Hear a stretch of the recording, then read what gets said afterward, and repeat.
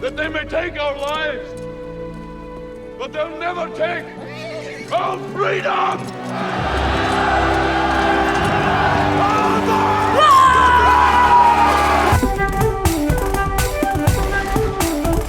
Hey guys, today on What to Watch Before You Die, it's the gut-wrenching epic tale of one man's honorable pursuit for freedom in Braveheart. I know, it's written, directed, and stars Mel Gibson, and the whole time you'll be bumming out about the personal saga that has become of Gibson since the great conquest that was the making of this film. But the movie is definitely worth a revisit on its own merit, and this year marks the 20th anniversary. Loosely based on the life of Scottish freedom fighter William Wallace, Braveheart chronicles the series of heroic and incredibly bloody battles led by Wallace against England's King Edward that ultimately began out of revenge for the murder of his new bride. Here's why to watch. Learn to use this. Then I'll teach you to use this. Firstly, as I said, while watching Braveheart, you'll be reminded of how great Mel Gibson once was. As his second director-producer-star film, Gibson really came into his own, directing a film that doesn't follow the traditional parameters of a typical blockbuster. It's 3 hours long, the Scottish accents are sometimes difficult to understand. Didn't get dressed up for nothing. And it was the 90s, meaning there's not that we have to keep it to a PG-13 rating, so the entire movie's unrelentingly gory and we can see some boobs. Oh, and instead of that big heroic last-minute rescue when Wallace's wife is tied to a stake in the beginning, they just whoosh, no big deal. And you're sitting there going, what? Did that really just happen? Hello? That's not how this works. Gibson and screenwriter Randall Wallace definitely took a chance setting up the story with a grim childhood and early adulthood, but you'll find that it's this epic motivation that keeps you as an audience member entirely invested throughout the whole film. Every man dies.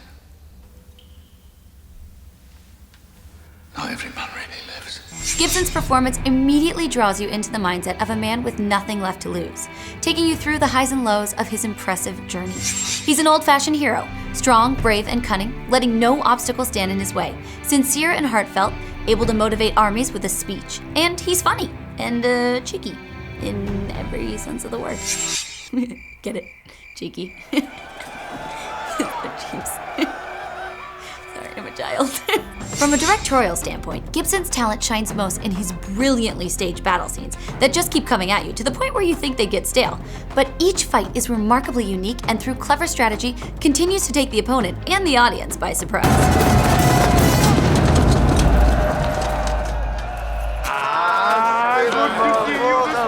Glad to have you with us. What's this?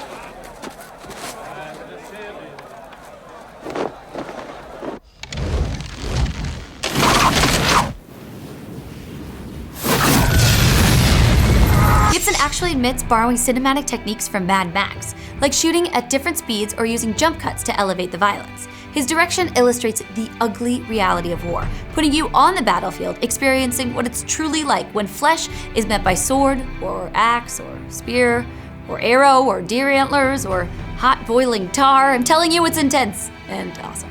Except the whole killing horses thing. Kill as many people as you want in a movie, but I can never get past when animals die. Anyway, the blood, mud, and blue face paint are juxtaposed by spectacular Scottish landscapes that outdoor cinematographer John Toll beautifully captures to paint an ironic artistic masterpiece. So Gibson himself has called this movie historical fantasy, because it's pretty far from what most historians believe truly happened. Here are some of the main differences. William Wallace is 7 feet tall. Yes, I've heard. Kills men by the hundred. And if he were here, he'd consume the English with fireballs from his eyes and bolts of lightning from his arse. Most historians believe that unlike his impoverished childhood in the film, William was actually born into Scottish aristocracy and was already knighted by the time the Battle of Stirling happened. Scottish men didn't wear kilts until well into the 17th century, and the English army wouldn't have had all that uniform armor. Maybe it's just so we could tell them apart on the battlefield. The Battle of Stirling and the Battle of Falkirk were totally different than portrayed in the film. Robert the Bruce never betrayed Wallace. While he did publicly disown him, he secretly supported Wallace's efforts. Perhaps the most interesting to me is that Isabelle of France never met William Wallace, and in fact would have been around 4 years old at the time. So all of that was a lie to make the movie more interesting. Well, it worked, but I'm still not happy about it. Lastly, the film didn't show how gruesome the execution actually was. Apparently, in real life, Wallace was hanged, cut open to expose his intestines, castrated, chopped into pieces, and then finally beheaded. So there you have it, Braveheart. Here, You can do it. I'll hold him down. Ian, you can do it. I'll hold him down.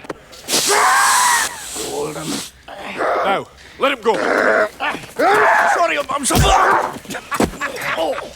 What do you guys think?